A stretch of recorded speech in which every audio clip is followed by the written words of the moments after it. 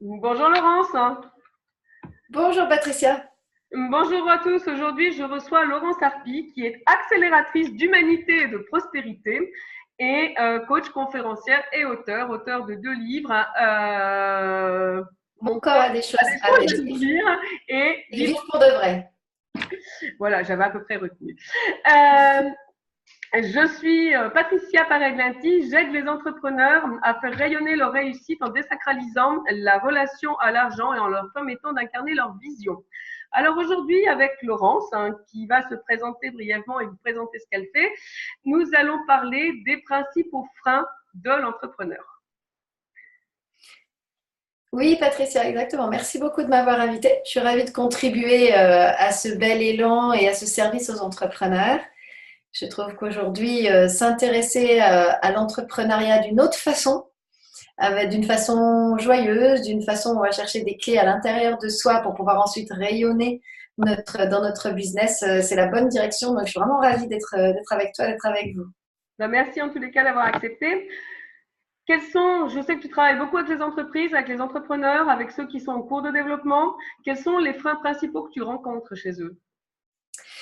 Mais écoute, en fait, j'ai classé, on peut dire, ces freins, ou plutôt leurs solutions, en trois grands chapitres, trois grandes catégories, de manière à ce qu'on puisse s'en souvenir.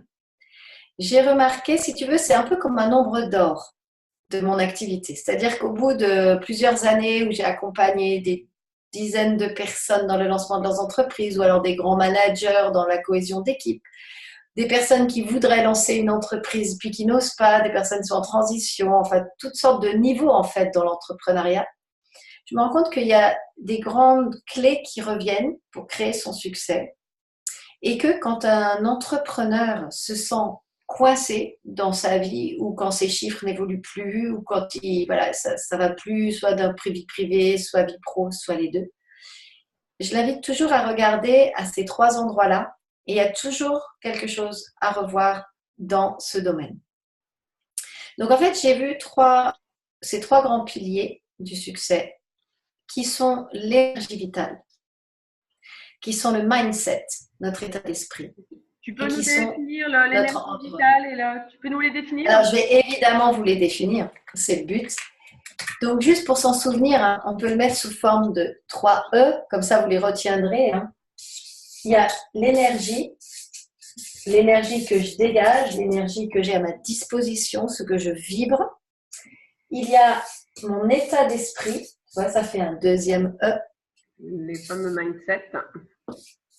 Et esprit aussi, il y a un E, tu vois. Et puis il y a ce que j'appelle l'environnement. L'environnement, c'est les relations. Et en fait, quand on regarde et qu'on est dans un endroit où ça stagne ou bien on rencontre des difficultés, moi je repasse toujours par ces trois-là. Déjà, je pose la question, l'énergie vitale, l'énergie que je dégage. Est-ce que j'ai réellement en ce moment l'énergie en moi d'accomplir ce que je me suis promis d'accomplir? Par exemple, je me suis fixé des objectifs. Je me suis fixé un objectif de chiffre d'affaires. Je me suis fixé un objectif en clientèle. Mais est-ce que vraiment je sens que j'ai la puissance, l'énergie vitale, l'élan et l'enthousiasme d'y aller? Parce que si je ne l'ai pas, si c'est un moment où je suis plutôt en fatigue ou en stress, ou je suis à un moment, tu vois, en surcharge, c'est même pas la peine d'essayer de penser à un objectif quel qu'il soit. Mon premier objectif ici doit être de savoir régénérer mon énergie. Et Et ça, ça, c'est un c'est quelque chose, talent de l'entrepreneur. c'est souvent très problématique chez l'entrepreneur. C'est souvent la première chose qu'il n'a pas. Et pire qu'il ne l'a pas, il a des excuses pour pas l'avoir. C'est exactement ça. C'est-à-dire qu'en fait, Il a on des a tendance, enfants. Il a on des a tendance à par exemple, on a tendance à s'enfermer dans des fonctionnements où on va faire. On est toujours occupé et on prend plus soin de la personne que l'on est. Donc moi, ce que je conseille dans ces cas-là, c'est de mettre dans notre agenda en premier les moments où on va se ressourcer. Un entrepreneur qui n'a pas son rituel ou sa pratique de ressourcement personnel pour garder son énergie vitale risque assez vite de se retrouver dans l'impasse. Parce que C'est-à-dire pour la balle au rebond, tu parles de rituel.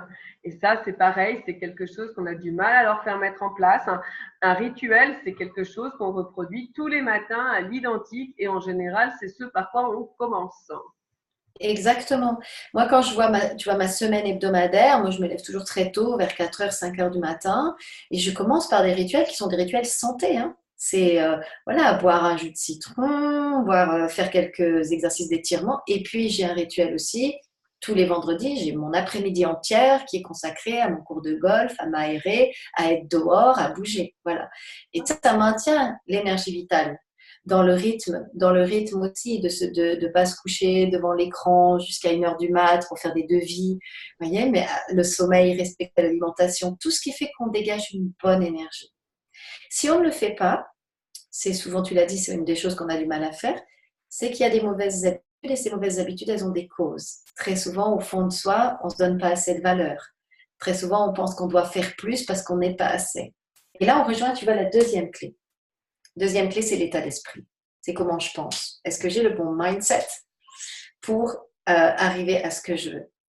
Alors, l'état d'esprit, il a deux niveaux, tu vois. Il y a le niveau conscient, il y a ce que je pense, que je veux penser, et puis il y a les 90% de l'iceberg, tu vois. Donc, que tu connais bien aussi, Patricia, toutes ces croyances à l'intérieur de nous qui sont limitantes et qui font, par exemple, qu'on ne se voit pas comme ce grand entrepreneur ou cette grande, quelle que soit notre activité, grande coach, grande business lady, grand consultant. Parfois avec un ego très fort qui fait qu'on se le dit, je suis. Et puis derrière, ça freine des cas de fer parce que c'est les 90% qui vont engager le corps, mais où finalement on va rester en retrait parce qu'il y a quelque chose en nous qui freine, qui dit non. On a peur de notre grandeur et de notre réussite souvent plus que de rester dans notre zone de confort. Peur, hein. Justement, puisqu'on parle d'état d'esprit, qu'est-ce qui peut faire peur dans le fait de réussir? Ah ben là, on arrive à la troisième clé. Zut alors. On a souvent peur par rapport à un environnement. Oui. On a souvent peur d'être plus ou d'être trop, tu vois, par rapport à ce qui nous entoure. En France, on a cette relation à l'argent qui est très compliquée.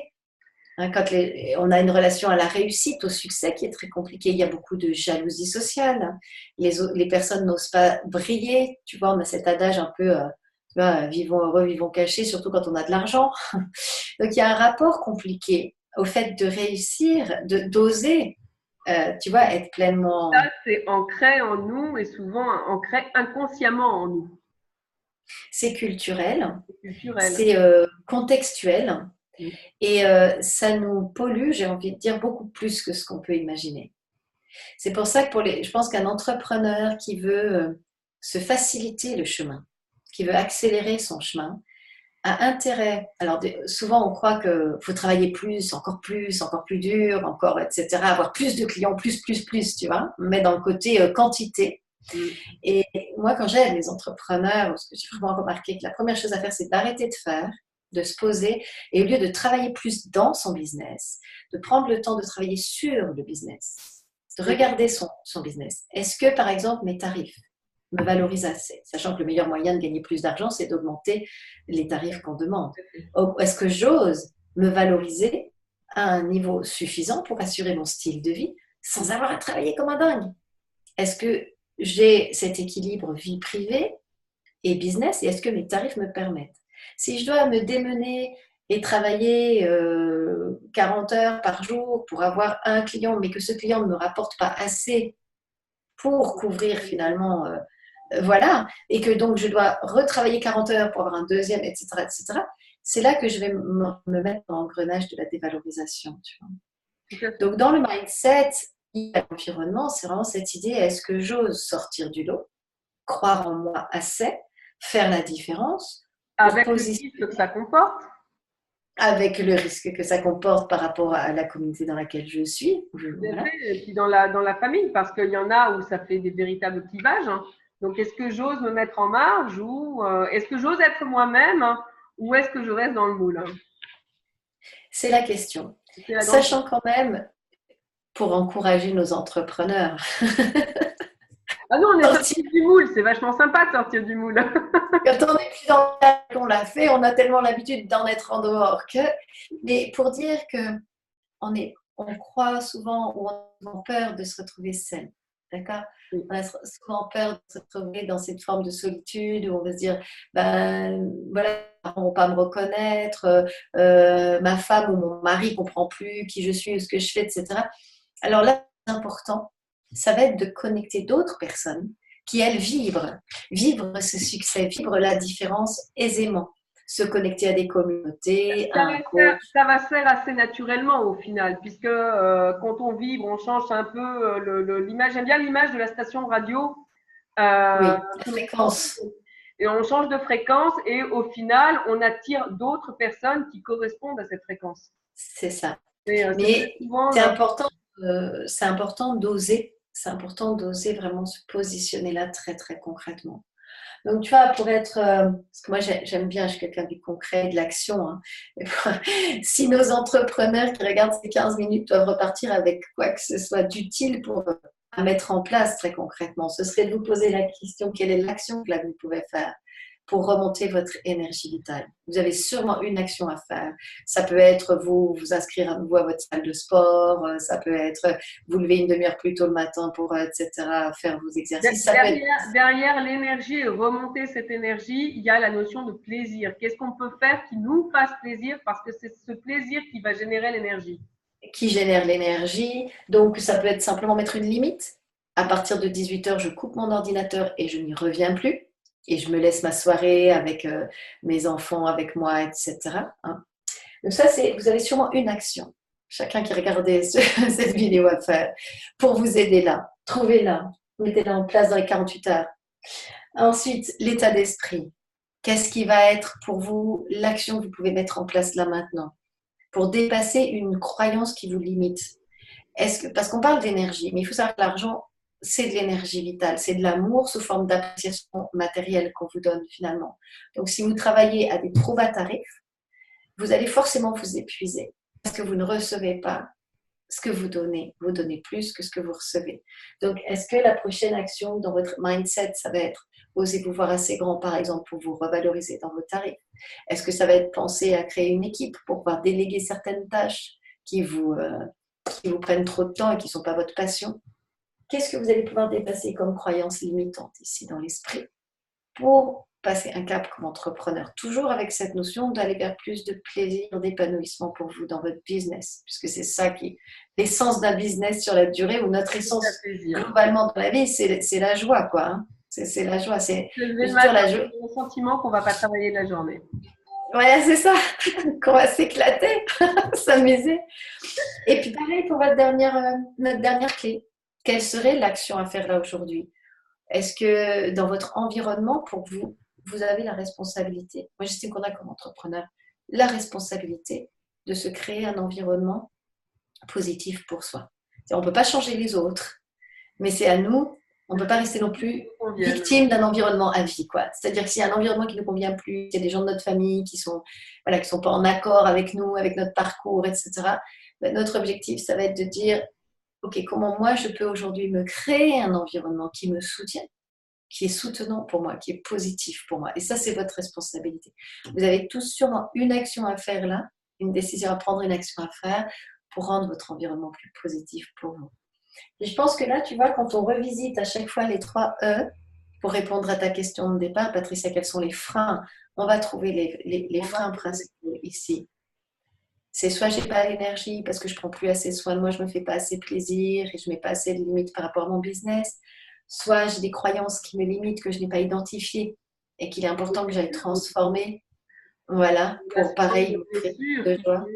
Qui sont là, qui sont présentes et qu'on oublie.